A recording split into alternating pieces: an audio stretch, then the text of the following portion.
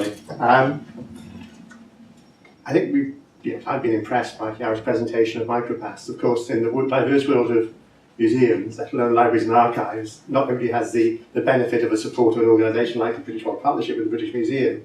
And I think if the Much Hoarding British Museum had been a partner, I suspect the same level of results may not have been anticipated. So I'm thinking about those other museums, which in fact might well be thinking about crowdsourcing, crowdfunding, and I'm also thinking about, to a lesser degree, libraries and archives, largely because my experience in those areas is more limited, but I think some of what I say applies to those areas as well. But certainly all organisations depend on the quality of their relationships with their stakeholders and customers. Museums more than others, and indeed their relationships aren't just customers as such, they also extend to different roles over the lifetime of the individual. Visitors, users of services, trustees, governors, sometimes donors of money, sometimes donors of collections. So already there's that large range of relationships which exists. And electronic devices, modern media, all help to develop those relationships. And that's a key issue because that actually then comes to the nature of the crowd. Crowdsourcing can either be everybody in the world, or it can actually be a group of people who already have a relationship who are trying to develop new things. And in different circumstances, both those approaches will be appropriate. For some organisations, as Chiara was saying, crowdsourcing can be a means of delivering things cheaply, rather than actually increasing democratic accessibility to people's pasts. That is also something which organisations need to think about. Why are we doing this? Is it part of our core mission, our curatorial role? Is it part of our core mission in actually delivering services to the public?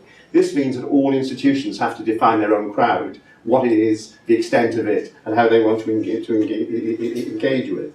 Is it inside or outside the organisation? How far does the organisation actually direct activity, and how much does it respond to people's wish to do certain things? And also the extent to which the activity is time-bound in some way. Is it a long-term, continuing exercise, or is it something to be done in a short, sharp, effective way over a short period of time? And each of these, of course, carry resource implications. If you've got existing networks, it's far easier to get something going than it is if you're trying to branch out into new markets. Those projects which are seen as justifying expenditure by the organisation may not be those which actually deliver the level of benefit proportionate to the investment being made in them. And if you don't complete, what are the risks for the corporate reputation? How does reputational risk come into it if we fail to complete projects, whether they're fundraising or crowdsourcing projects or whether they're crowdfunding projects? In terms of museums, libraries and archives, the one thing which MicroPasts has, which many other people would find hard to deliver, is actually a quality control mechanism which comes through the involvement of the British Museum and its expertise. In museums particularly, the idea of having subjects who actually, having specialists who know about the subjects represented in collections has largely disappeared. And relatively few museums now have people who have the skills, expertise and the academic background to be able to mediate collections in the way which was the case perhaps 40 or 50 years ago. Museum curators these days tend not to exist. What we have are collections managers who make sure things are well looked after and cared for and are accessible to others, but may not have the skills necessary to deal with the sort of academic inquiries. If you're in a local authority, particularly, you may also have ICT problems, because corporate ICT structures stand in the way of lots of exciting and innovative activities, because they are not part of the norm. And big organisations which have got conglomerate interests don't like things which go beyond the norm. There's also the need, of course, to think about the individuals involved. You should have sufficient capacity to deal with inquiries and responses from staff who are perhaps heavily involved in other areas. It's also worth considering whether an organisation can do more than one project at a time. Are these things which you do as a regular part of the core business, or are they things that you apply in specific circumstances?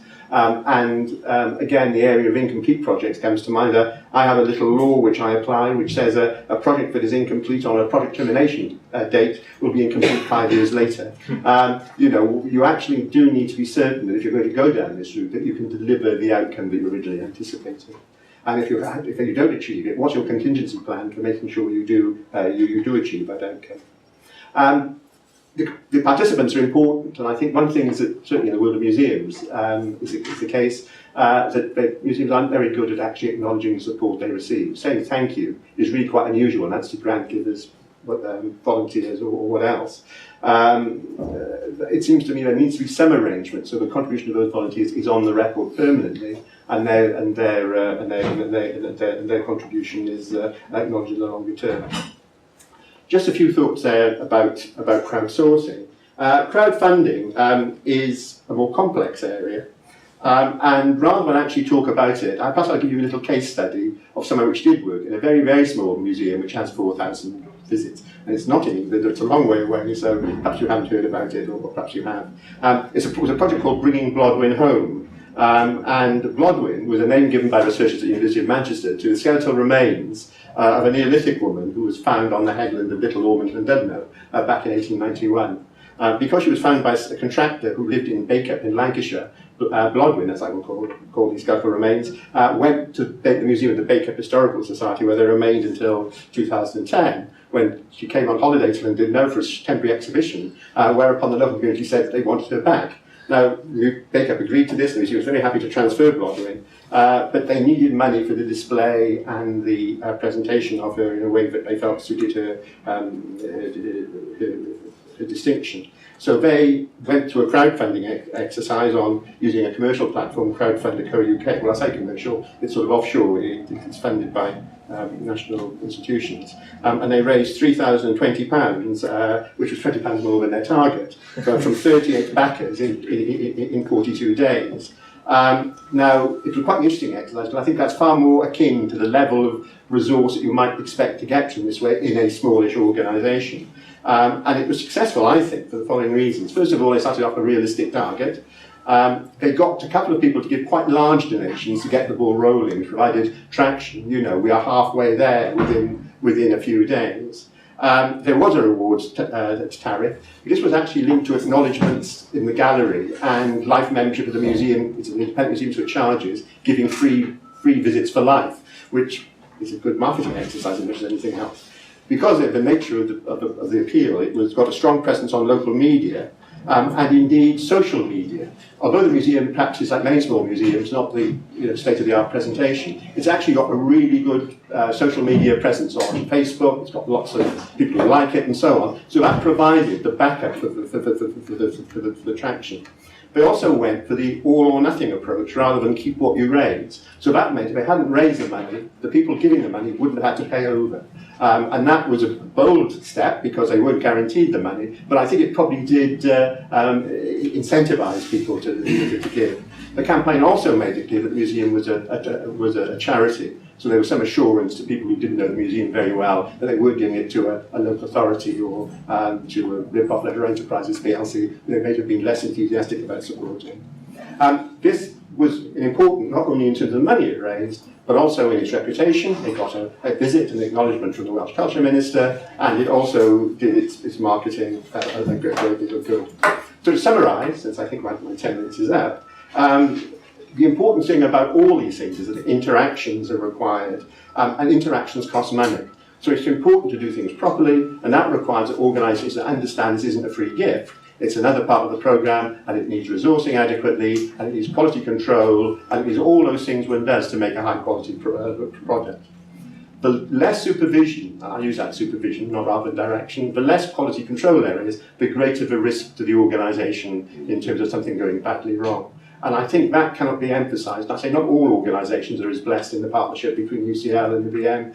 Sometimes people do feel lonely and isolated, and there needs to be somebody to give it that support. But what I would say is, I know you just talked about the actual potential to transform the image of an organisation is absolutely enormous. Because it actually shows it to be modern, it shows it to be using the contemporary means, engaging with new audiences. And I thought the point Chiara was making about generational differences and so on is really just so important, because crowdsourcing can actually include older people, as she was saying, in terms of transcription, but it also reach younger people who are actually looking for a different sort of experience of volunteering, a distance experience from those which which might normally be available. So I think that they're my comments in my 10 minutes. So after that, I look forward to the other contributions of the day. Thank you very much. Thank you.